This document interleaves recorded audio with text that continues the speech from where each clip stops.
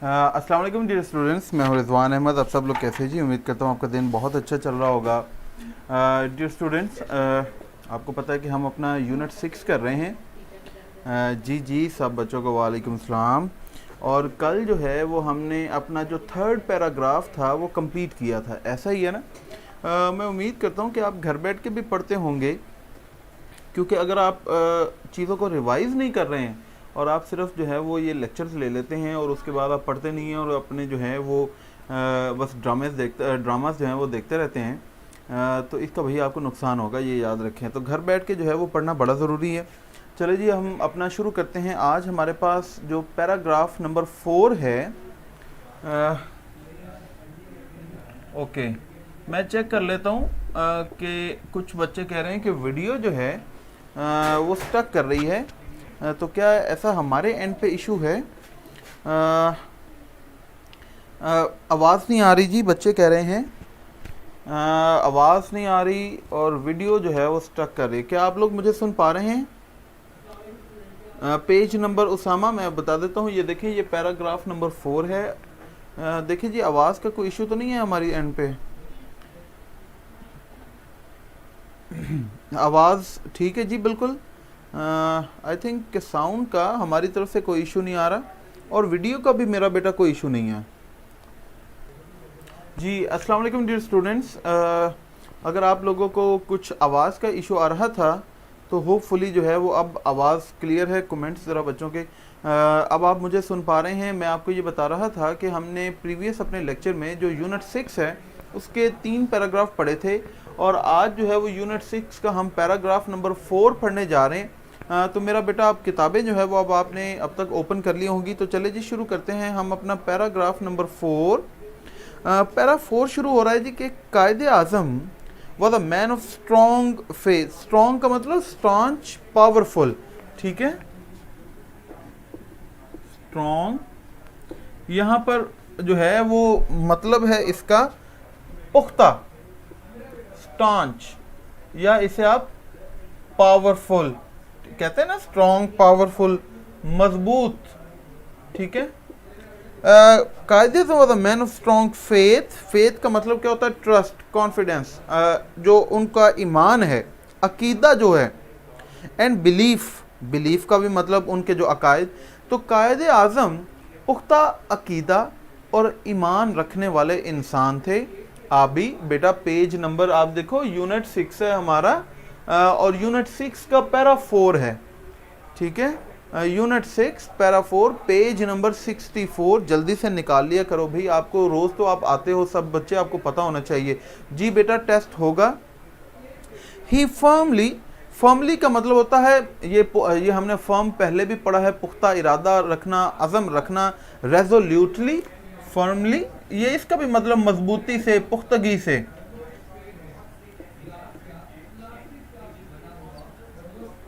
Firmly, रेजोल्यूटली, साबित कदमी जिसे हम कहते हैं, ठीक है,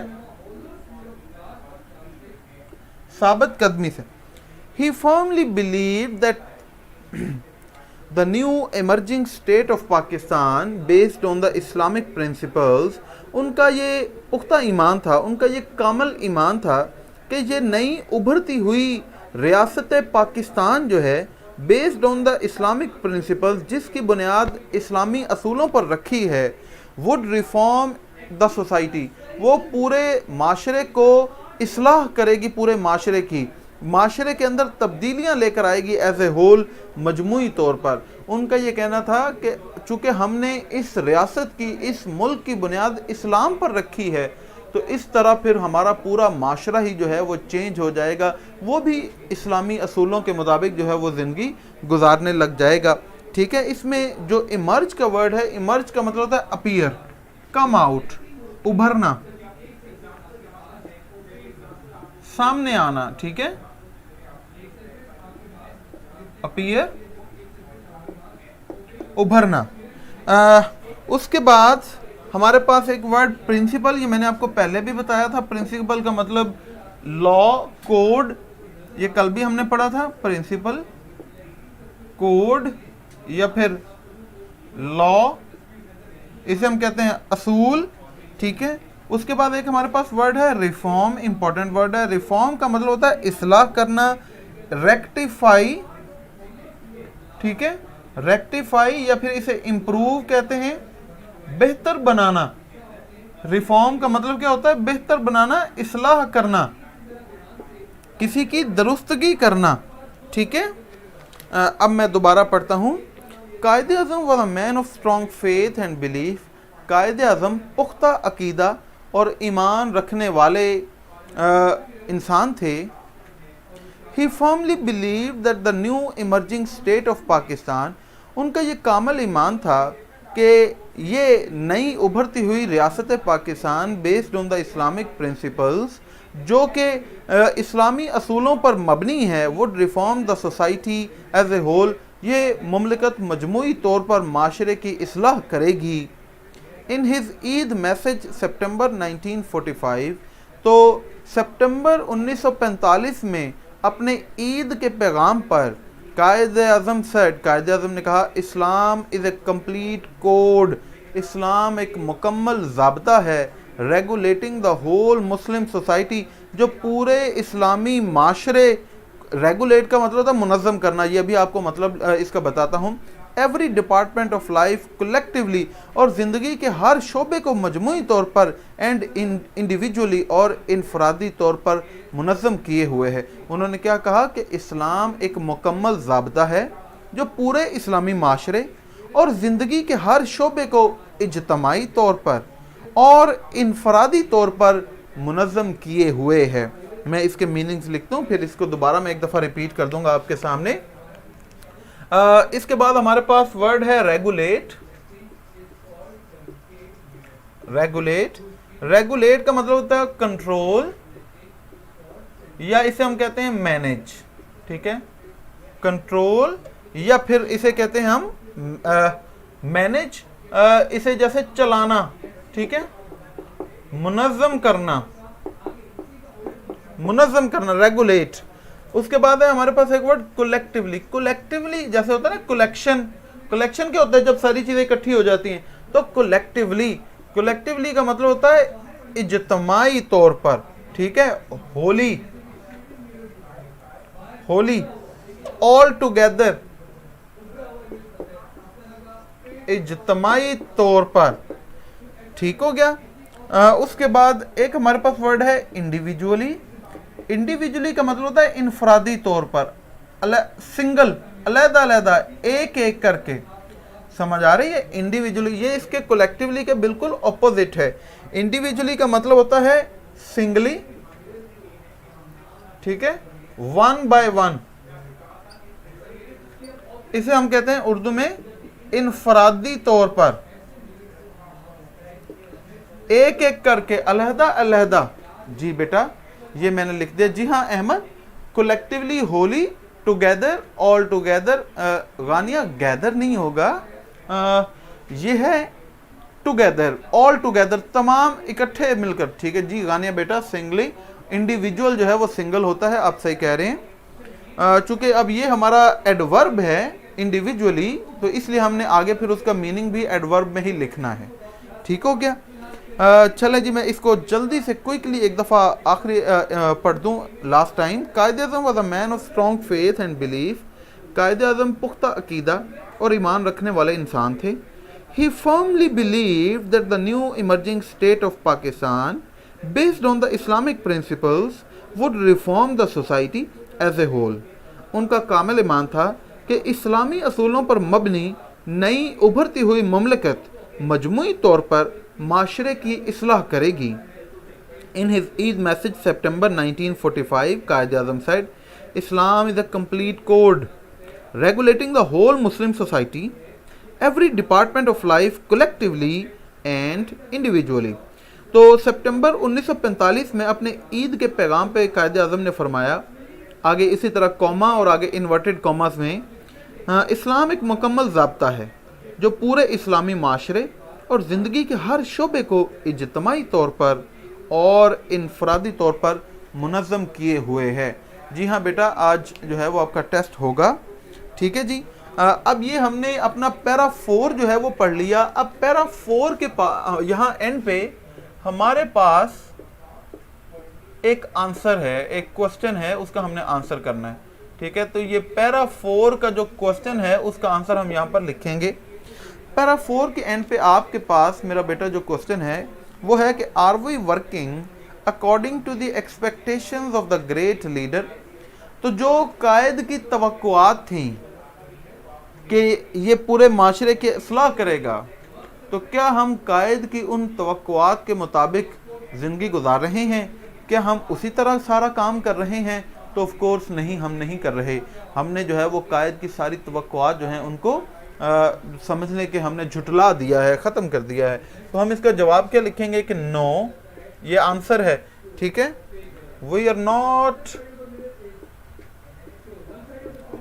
working according to his expectations, full stop। ठीक है, हम उनकी तवक्कुआत के मुताबिक नहीं रह रहे।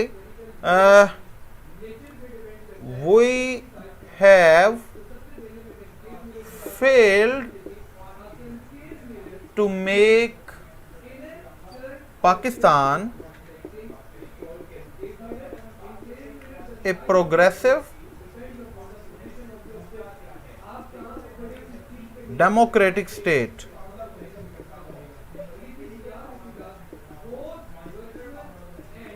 Full stop. अगर इसके अंदर ऐड करना चाहें तो बेशुमार बातें आ सकती हैं, लेकिन इतना सा काफी है। No comma we are not working according to his expectations. हम जो है उनकी तवक्कुआत के मुताबिक जिंदगी नहीं गुजारे। क्यों?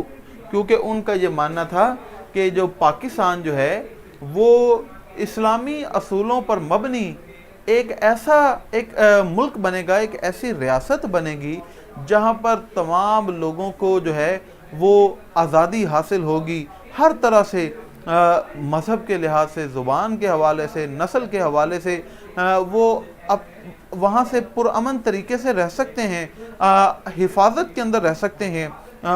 उनकी जो तवक्को थी कि ये एक ऐसा माशरा बनेगा जहाँ पर गरीब लोगों का ख्याल रखा जाएगा। अनफॉर्चुनेटली ये एक ऐसा माशरा जो है वो कायद की तवक्को थी कि बनेगा जहाँ पर लोगों की मर्ज़ी के मुताबिक हुकूमत हुआ करेगी। अनफॉर्चुनेटली जो है वो ऐसा नहीं हो सका।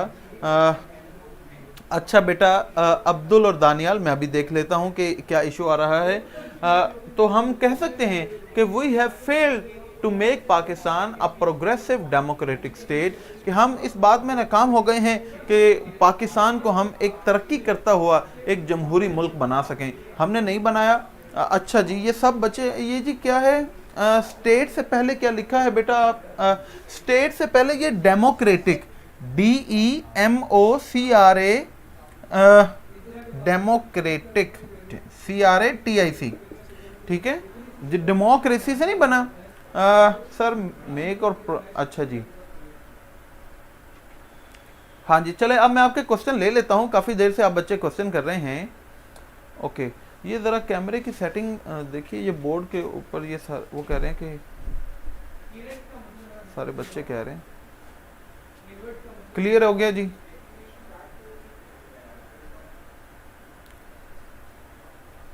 जी जी जी अहमद, अभी ये कैमरे की जो है वो सेटिंग है, ये देखिए लेफ्ट साइड पे ये पूरा बोर्ड उनको नज़र आ रहा है। ये थोड़ा सा जी बेटा ये अभी सेटिंग कर देते हैं जी, थोड़ा सा जूम कम कर दो।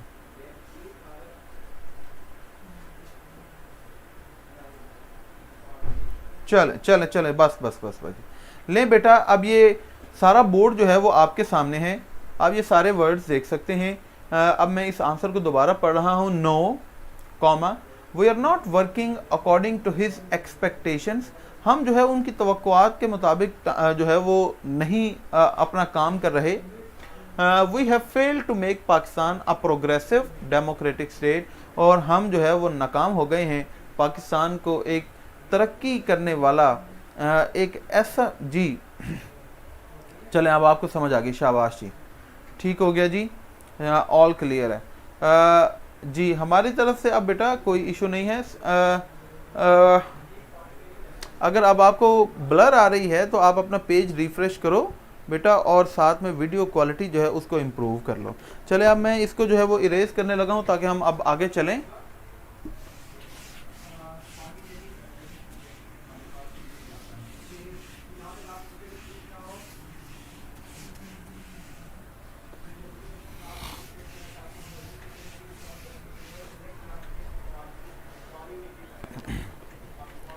अच्छा जी, आगे हमारे पास जो पैरा 5 है,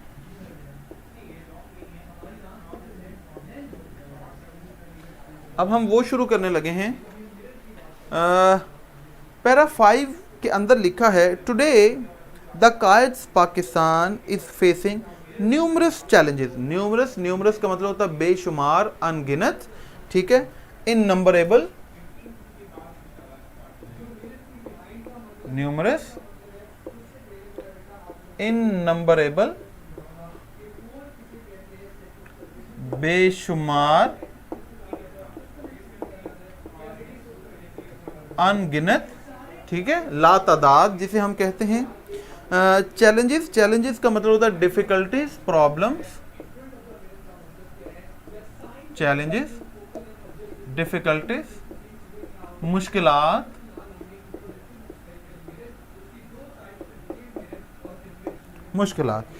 today the Quaid Pakistan is facing numerous challenges. आज कायद का पाकिस्तान बेशुमार मुश्किलात का सामना कर रहा है। We have forgotten how much struggle the Muslims, forget का मतलब क्या होता है, भूल जाना, ठीक है। We have forgotten how much struggle the Muslims had made under the dynamic leadership. Dynamic का मतलब होता है एक्टिव, एनर्जेटिक, डायनेमिक, एक्टिव, ठीक है, एनर्जेटिक, मुतहर्रिक, ठीक है, इसे भरपूर भी कहते हैं। और हम ये भूल चुके हैं कि how much struggle the Muslims had made, कि मुसलमानों ने कितनी ज़्यादा जद्दोजहद की थी under the dynamic leadership of Quaid Azam Mohammad Ali Jinnah. Mohammad Ali Jinnah जो हमारे कायद हैं, उनकी भरपूर क़यादत के अंदर, तो वो सारी जद्दोजहद हम भूल चुके हैं। We can overcome our present difficulties by following the Quaid golden motto. और ये नीचे बयान किए गए जो कायद के की अजीम नसीहत है उस पर अमल करते हुए जो है वो हम अपनी सारी मुश्किलात को काबू में कर सकते हैं। ओवरकम का मतलब होता है डिफीट, मास्टर, ठीक है, काबू कर लेना। ये इंपॉर्टेंट वर्ड है, ये आपने ज़रूर जहन में रखना है। ओवरकम का मतलब क्या होता है, किसी चीज़ को काबू कर लेना, गलबा हासिल कर लेना, डिफीट या फिर मास्टर, ठीक है, गालिब आना। उसके अलावा मोटो का मतलब होता है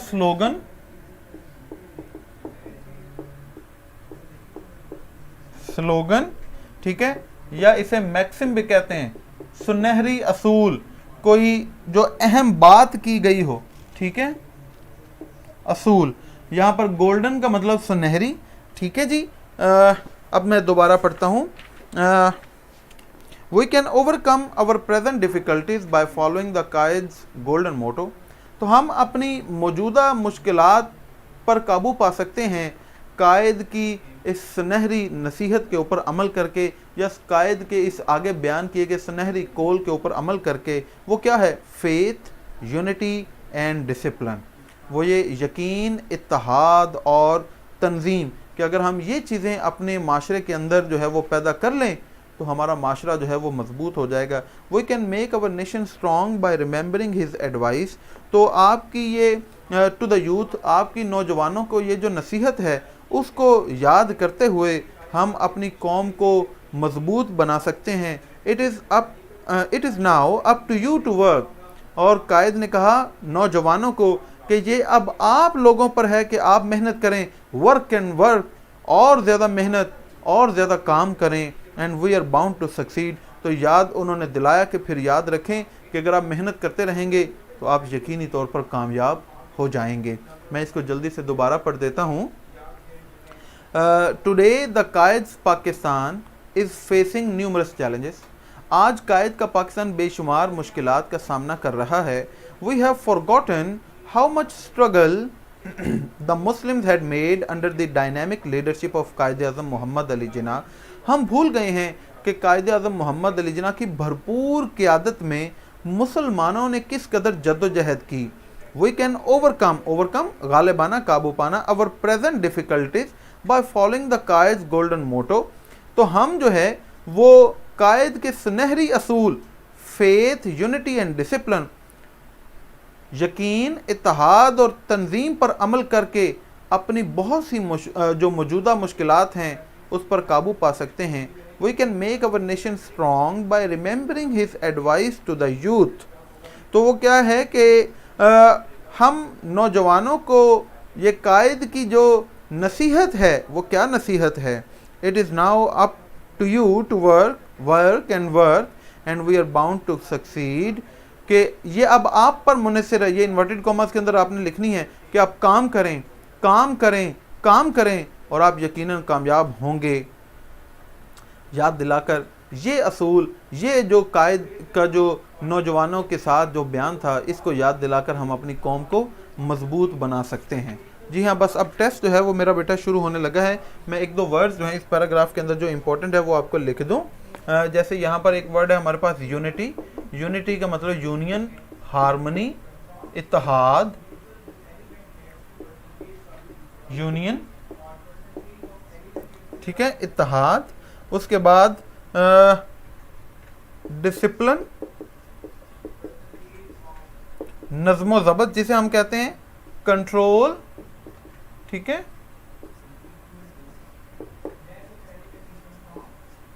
नज़्म ज़ब्त। उसके बाद एडवाइस, एडवाइस का मतलब नसीहत, डायरेक्शन या फिर गाइडेंस।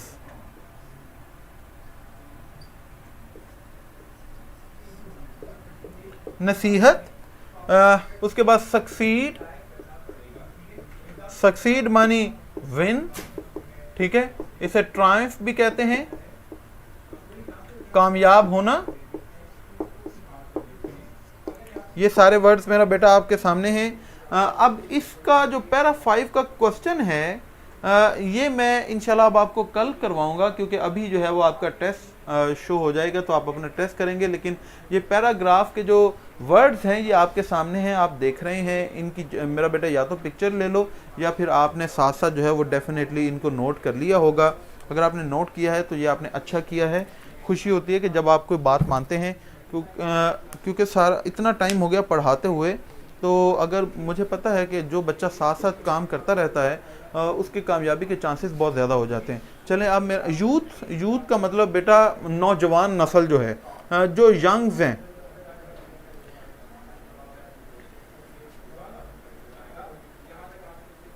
हाँ जी, ये सेकंड लेक्चर में, हाँ जी, टेस्ट स्टार्ट कर दें जी बच्चों का। लो मेरा बेटा, अब टेस्ट जो है वो आपकी स्क्रीन पर आपको शो हो गया है। आप आराम से अपना टेस्ट करें, ठीक है।